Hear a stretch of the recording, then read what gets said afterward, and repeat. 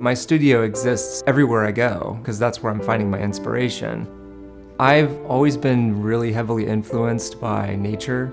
I've had a fascination with color and patterns and the effect of light, especially with regards to water.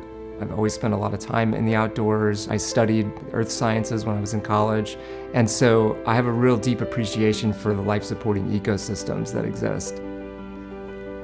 A critical step in my process is going out and spending time and immersing myself in these natural places. It's a recharge for me. It's the way that I feel filled up so that when I'm ready to produce my artwork, I have this well of ideas that I want to spring forth.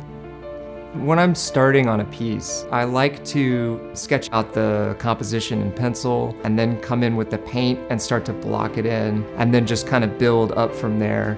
But my color usage is really important. I rarely use colors straight out of the tube. I really enjoy the process of creating my own colors. Prior to beginning, I'll actually go through and I'll blend a bunch of different colors together and maybe even lay out test swatches so that I can have a good idea of what I'm working with before I even lay the paint to the paper. I've gotten really excited about paints that have really nice high pigment load, super saturated colors that don't fade.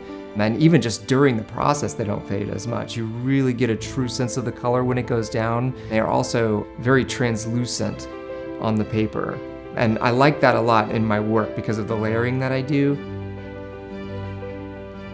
One of the things that I've been doing are these design-based patternistic pieces that mimic an environment.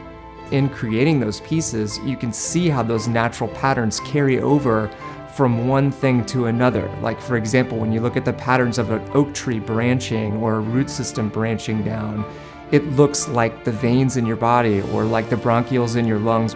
And through the use of the color, as well as the patterns, what I hope to convey in that is a love for those natural environments because they will feel a true connection to those natural environments.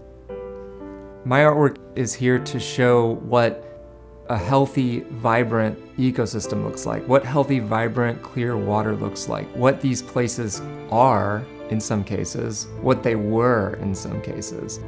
In my lifetime, I've seen the degradation of some of our freshwater springs.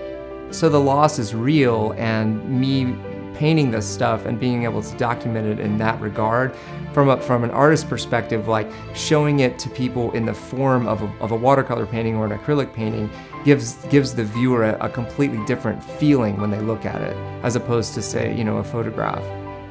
It's really hard to see what's happening to these places, and my only hope is that we can work to protect them better than we are now.